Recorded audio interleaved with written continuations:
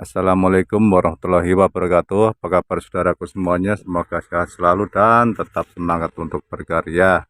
Pada video kali ini saya ingin berbagi pengalaman untuk perubahan bonsai kelapa yang saya miliki dari awalnya dimakan tikus hingga menjadi bonsai kelapa bercabang dua, dan semoga bermanfaat untuk saudaraku semuanya.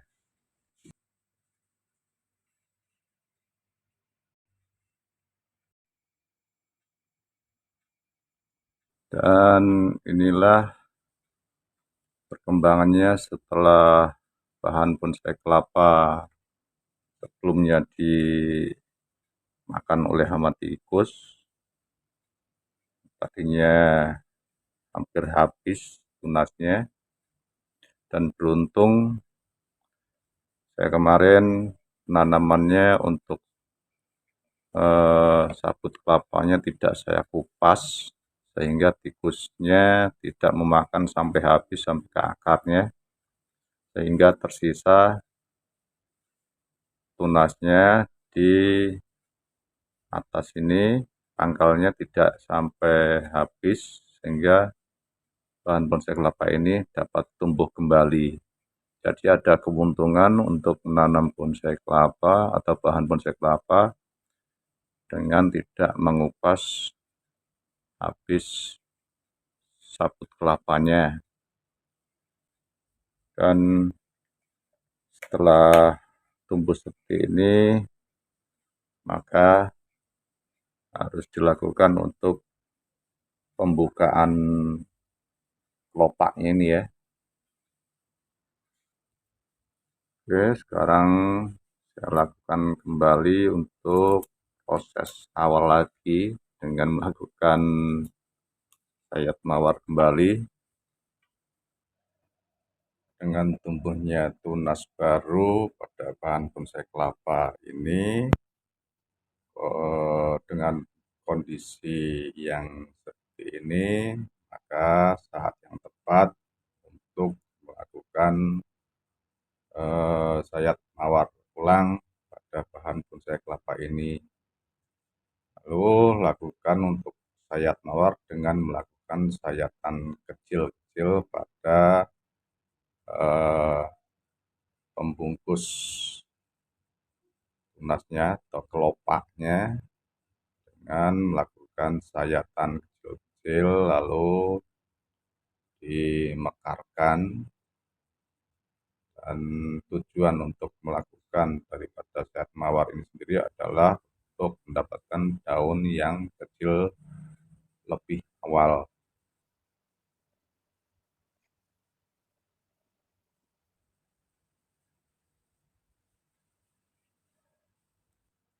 Dan setelah proses sayat mawar selesai, perkembangannya ini sudah mulai mengering untuk sayat mawarnya, lalu bersihkan bekas sayat mawar yang sudah mulai mengering. Dengan kondisi sebelum kering sekali, maka ini akan mempermudah untuk melakukan pembersihan pada bekas sayat mawar. Dan setelah beberapa minggu kemudian, seperti inilah kondisinya. Ini kurang lebih ada 2 bulan mungkin ya pertumbuhannya, jadi seperti ini. Dan di sini dilakukan untuk perawatan pada bonsai kelapa ini dengan melakukan sayat tapis dan membersihkan pangkal-pangkal pelepah untuk membantu mempercepat pertumbuhan dari daunnya. Dan dilakukan penyayatan pada pangkal pelepah, maka pelepah akan mekar. Dan untuk selanjutnya di sini perkembangan dari bonsai kelapa ini sudah menunjukkan ada tumbuh daun. Lalu kita bersihkan untuk bekas-bekas bekas perawatan dari sebelumnya yang berada di pangkal pelepah atau berada di batangnya, dan melakukan pruning pada pelepah yang sudah sekiranya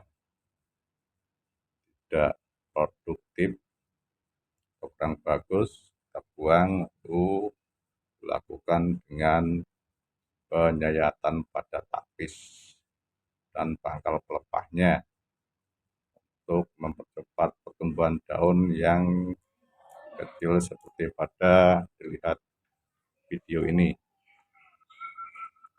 Terlihat sekarang sudah mulai terlihat lebih enak dilihat.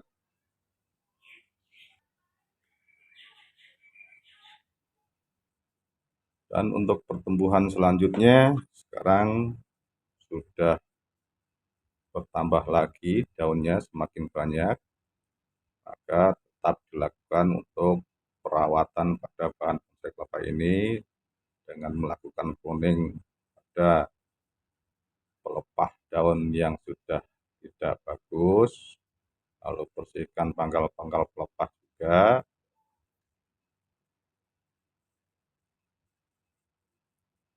Perawatan seperti ini rutin harus dilakukan untuk membantu pertumbuhan dari bonsai kelapa ini agar daunnya cepat tumbuh dan hasilnya kerdil untuk daunnya.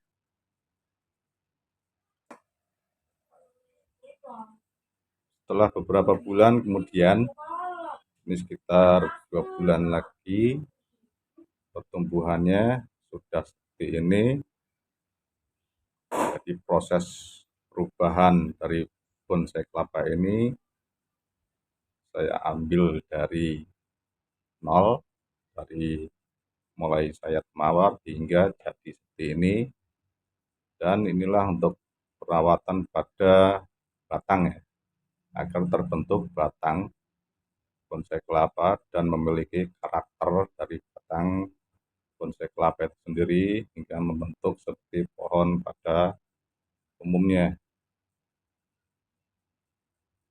Bersihkan di bagian batangnya hingga rapi dan terbentuk sebuah batang dari pohon bonsai kelapa ini. Lalu untuk bekas potongan atau pruning dari pelepah ini saya sisakan sedikit, tidak saya habiskan sampai benar-benar ke batangnya. Tujuannya untuk menstabilkan pertumbuhan dari proses program batang agar batangnya tidak mengecil atau mengerucut ke atas. Jadi dari bawah sampai ke atas batangnya bisa seimbang. Dan lakukan untuk proses sayat pada pangkal pelepah jangan sampai lupa, tetap harus dilakukan untuk bonsai kelapa agar terjaga kualitas dari bonsai kelapa itu sendiri. Jadi inilah contoh pruning yang saya lakukan untuk melakukan potongan. Dan terlihat sini sudah ada 2 cabang bonsai kelapa. Sudah terlihat jelas ya sekarang bahwa bonsai kelapa ini sekarang tumbuh menjadi cabang 2. Sekarang untuk selanjutnya melakukan penyayatan pada tapis dari sisi-sisi pelepah daunnya. Dan sini saya melakukannya dengan hati-hati karena untuk pelepah atau daun ini masih teramat muda, jadi masih rawan untuk terjadinya potel. Jadi harus hati-hati untuk melakukan penyayatan dan cara memegangnya di bagian pelepahnya. Lalu di sini saya lakukan kuas untuk menghilangkan getah dan semut yang menempel, dan penyayatan selanjutnya pada pelepah bonsai kelapa ini dengan melakukan garis, lalu tarik dan sambil dilakukan penyayatan agar lebih mudah dalam melakukan penyayatan tapis.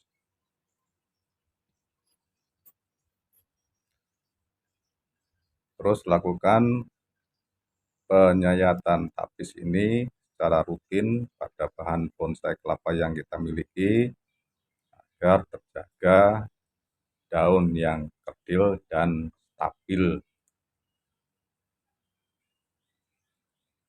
Kunci dalam sebuah membuat bonsai kelapa dengan daun yang kerdil adalah tetap rutin melakukan perawatan sayat tapis agar daun yang tumbuh menghasilkan daun yang kerdil seperti ini.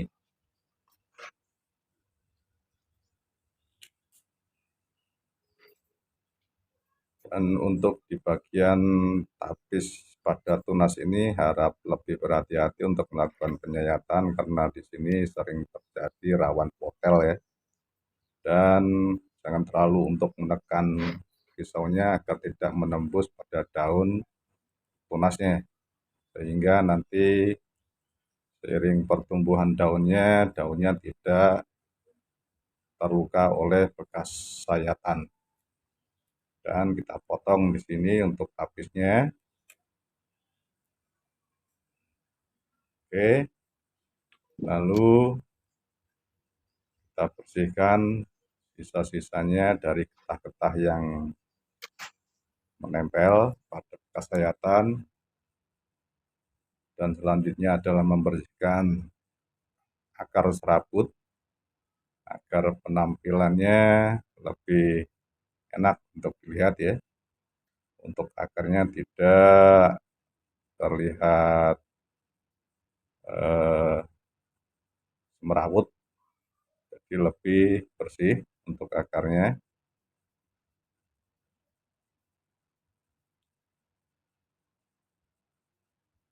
Seperti inilah untuk pembersihan akar serabut pada bonsai kelapa. Sekarang sudah